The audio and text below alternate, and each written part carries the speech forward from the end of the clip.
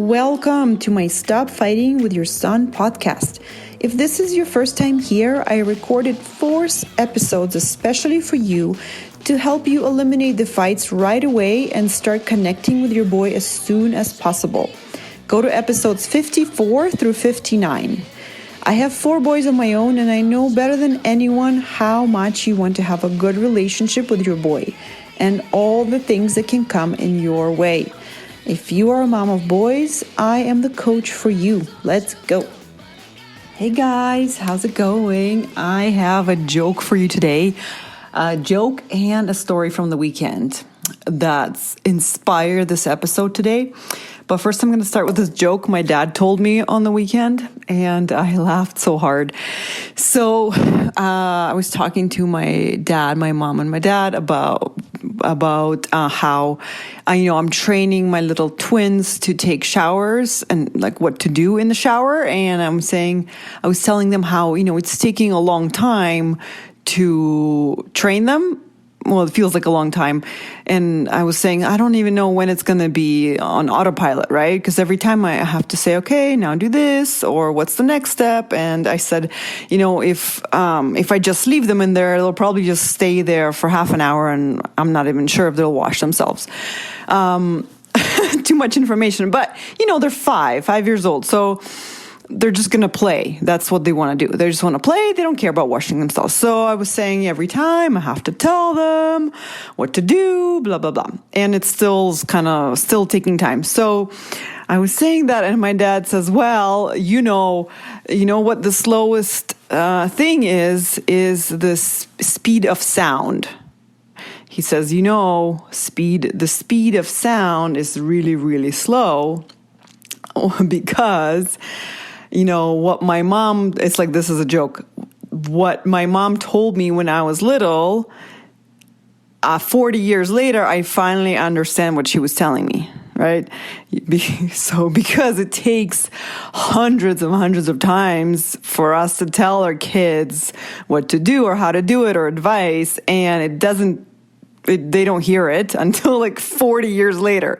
So I hope I'm delivering it right, because I am usually terrible at delivering jokes because I get so excited about them. I just want to tell you the punchline and explain the whole thing.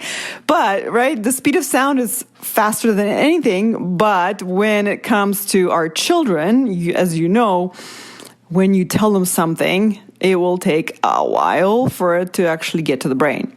So I laughed and laughed and laughed because it's so true. Finally, I'm turning 38, and it's true. Finally, some things that my mom and dad used to tell me are sinking in for me now. So it's going to take a while for my kids. So that's what made me laugh. Hopefully you kind of get the joke. And so this is one part of my weekend. The other part of my weekend, I was taking all my 4 kids to their swimming lessons this weekend. And during the lessons, I was dealing and experiencing a lot of negative emotion. I was angry, I was impatient, annoyed, frustrated. And I was texting with a friend from Toronto, and what I said to her was, she said, "How are you doing?" I said, "Oh, good, but I'm easily angered by my kids, and I'm trying to own it, but it's so easy to blame them." Because as you know, I teach that all emotion is produced by our thoughts.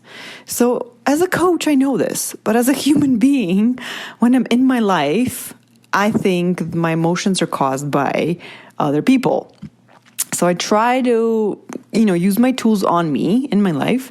But of course, as human, I can't just be perfect all the time. I am still human, which means I will experience this negative emotion. And you know what my friend told me? She said, "Best thing I took away from your posts is life is 50% shitty and 50% good. Everything I feel bad, I remind myself that it is a normal feeling and life is normal." And when she texted that to me, so she read my posts from before, and reminded me that life is supposed to be 50% 50, good, 50% bad. And that means that 50% of the time I will experience negative emotion. And in the moment when she reminded me of that, I realized that I was fighting the anger, I was fighting the frustration. And I have completely forgotten that life is supposed to be 50-50. And when she reminded me of that, I felt completely relieved. And I had a laugh that my own concepts are coming back to me and are helping me and helping others. And I was so happy that she reminded me of that, because in the moment when I was being human and not a life coach, I completely forgot. I was just in the emotion. It did not feel good. And I was fighting it. I was believing that I should overcome this anger, that I should be this loving, supporting mom all the time. And it was such a profound realization of the same truth that I've already known, that I really had to come on here and share it with you, because you also, either you need to hear it for the first time or you need to hear it again, because when we believe that life is supposed to be positive emotion all the time, we will add more suffering to our life. Just like I was adding more suffering to my own Saturday by fighting my negative emotion, I was compounding it. Instead of being at peace with anger, of course it's not easy. Of course it takes practice. But I was sitting there, and instead of just feeling angry and okay with feeling angry, I was feeling angry and also judging my anger. I was judging it, wishing it go away. And so I was making it bigger. I was feeling bad about feeling bad. Now that's not useful, right? We can't change from that spot. Once I was reminded of this concept, right away I felt at peace. Oh, nothing has gone wrong. Oh, this is the way life is supposed to be. Oh, right, I totally forgot. Thank you for the reminder. Yes, this is so true. Life is supposed to be 50% negative emotion, 50% positive emotion. And so when you look at your relationship with your son, with yourself, with anyone, your whole life, it will still feel negative emotion half of the time. I know this is a bummer of news in one sense, but it's such a relief in another sense that you don't have to fight it anymore. You don't have to get to perfect. You will never get to feeling perfectly happy all the time. And in fact, like when I promote a great relationship with your son, at the end, when you do get there, your life will still be filled with 50% amazing feelings and thoughts and 50% not so amazing, pretty negative. For example, once you have a good relationship with your son, you still will have frustration, worry, fear, annoyment. The only difference that I think, the biggest difference that you will have, is that you won't be fighting it as much. You won't be labeling yourself and your son as a terrible, broken relationship. You'll think of it in a way that, we're good, we're solid, we have a good relationship, I love my son, he loves me, and this is just part of normal life where people have, negative thoughts and feelings, right? And so I wanted to give you this reminder, and in case you need it, and I think we all need it once in a while, to remind ourselves that it is supposed to be this way. I know it's crazy, but have you ever seen anyone whose life is 100% positive emotion all the time, 100% happy?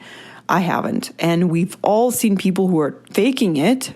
We could all see that, we can tell when people are not honestly happy, right? So I really hope this is good for you. It was so profound for me. I love it. I love it when my own teachings come back to me and remind me of the truth. It's so great. So your life is supposed to be 50% positive, 50% negative. And also why? Why is that so? I believe that we're not here to relax. I believe that we're on earth. I believe that we're here to learn how to be better humans, how to feel better, what to do with our emotions, how to contribute to other people's lives, to our own life.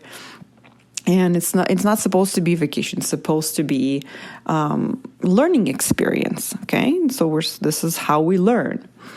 I learned this concept from my main teacher, my mentor, Brooke Castillo, but I've also seen it in many different teachings in Buddhism and Byron Katie.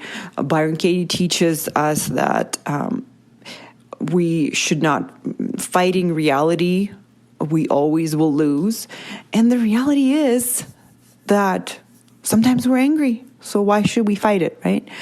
In Buddhism, I was just reading this one book on Buddhism, and it says that all life is suffering. So if you become peaceful about suffering, then you will feel a lot better, right? If you are not fighting the suffering, then you feel better. Same thing goes for you, your feelings. If you're not fighting your negative feelings, if you're not wishing you were happy all the time, you ironically get a lot happier. Okay. All right, guys. Well, I wanted to also invite you to, if you need any help on coaching on your relationship with your son, on this concept, on anything in your life, I do one-on-one coaching. I would be more than happy to help you. All you need to do is go to www.coachingnatalia.com and sign up for a free session, and I'll take care of you. You don't have to even pay. The first session is completely free. So come try it out. Otherwise, have a great week, and I will talk to you next week. Bye.